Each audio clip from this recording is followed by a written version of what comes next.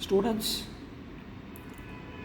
you are going to learn about system control using proportional integral controller in this session. This is the DC motor which is going to be controlled using the PI controller. So this DC motor is interfaced with the software using the data acquisition device. So this is the data acquisition device which is used to interface the hardware with the software.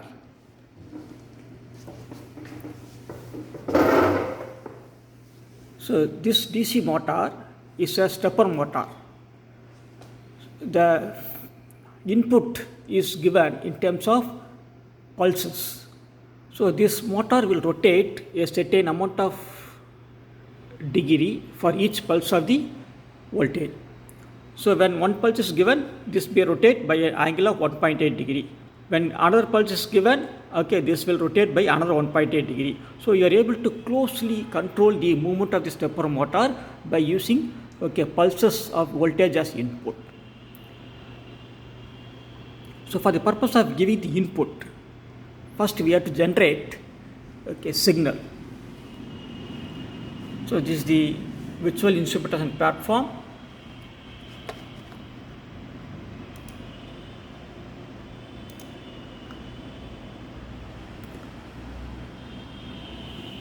Now this is the signal is to be generated for the purpose of generating a voltage to give it to the stepper motor. So a voltage of 4 is to be given for a certain period of time, then it has to be stopped for another certain period of time. Again a voltage of 4 has to be given for a certain period of time. So this cycle continues for the purpose of giving the input to the stepper motor. So thus first the signal is created using this step. Next,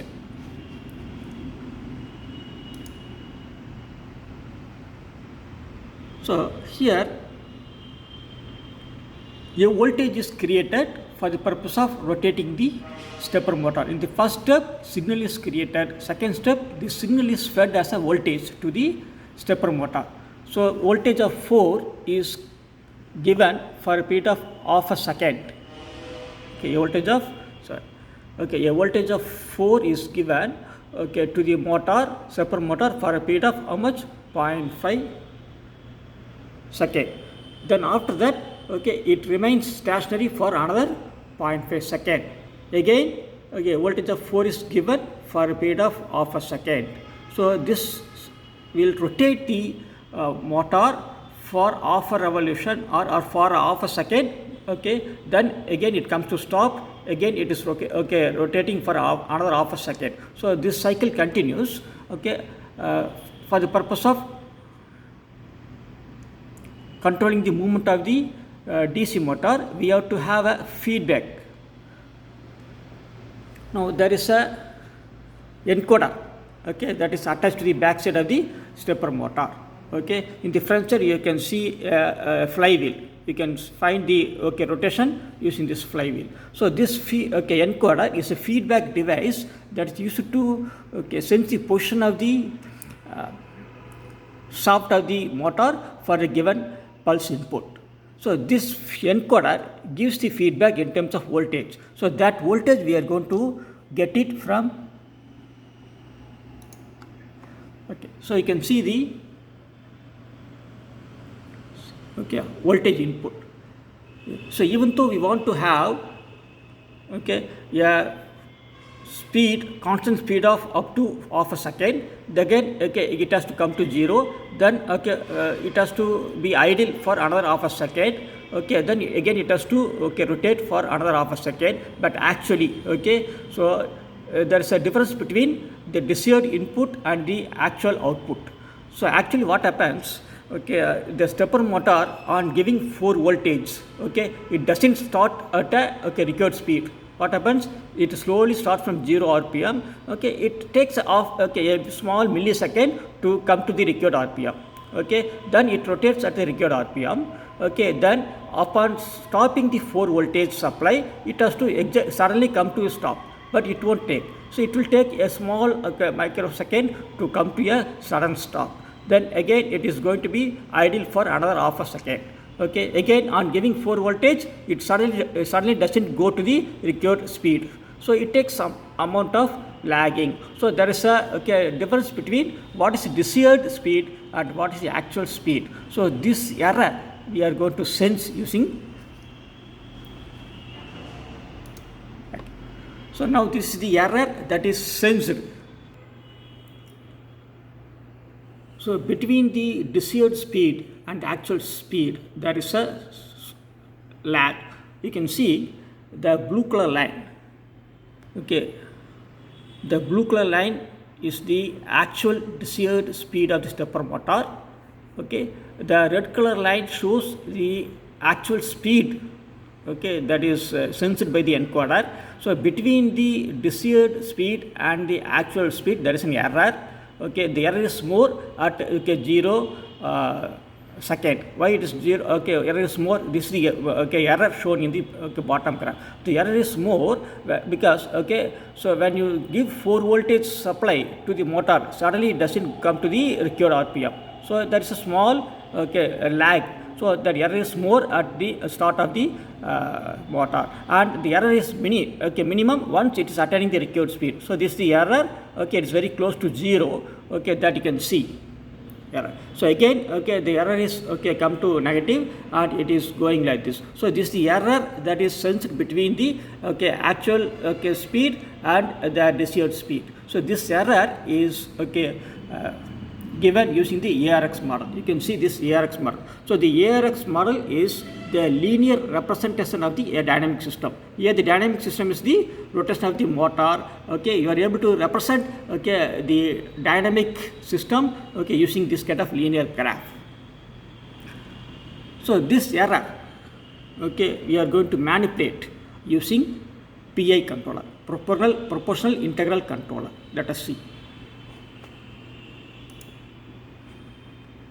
So now this is the proportional integral controller, which is part of the VI software. First one, is the proportional controller. So the gain, it can be changed from 0 to 10. So here, a gain of 10 is used. Then next comes the integral controller. So for the integral controller, it can be changed from 0 to 10. For this system, a value of 0.00299 has been used. The derivative control is not used for this system. It can also be used. By clicking on this, you can be able to click on this one, and you can feed the value, and all the 3 controller will be controlling the error. What is arrived between the actual speed and the desired speed. So this PID controller works to manipulate the error, and this manipulated error is again fed into the system so that the error is minimized between the desired speed and the actual speed. So you can see all the 3 on a graph. So now this is all the 3 graphs are shown on a single graph.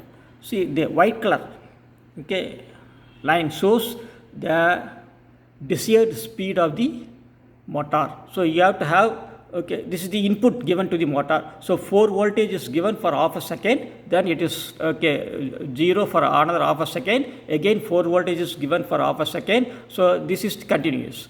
Now the green color line shows actually the response of the motor for the given input.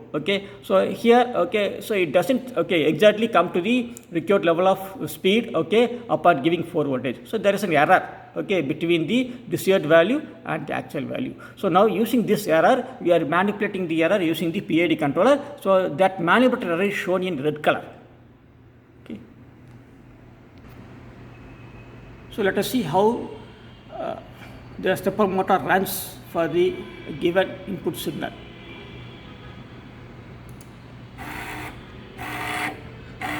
So you can see the flywheel rotates for half a second, again it stops for another half a second, again the flywheel rotates for another half a second. So it depends upon the the input that is fed into the stepper motor as a voltage.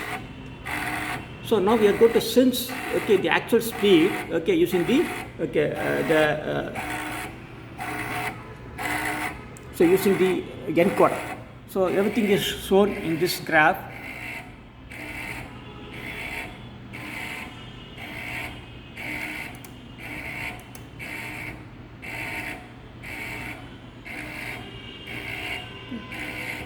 So it is dynamically changing, as you can see, as the motor is rotating as per the given input, the graph is dynamically changing. You can see, the green color line is the actual speed that is sensed by the encoder, and the red color line is the feedback that is arrived from the PID controller. So using this setup, we can able to control the movement of a stepper motor using PI controller, proportional integral controller.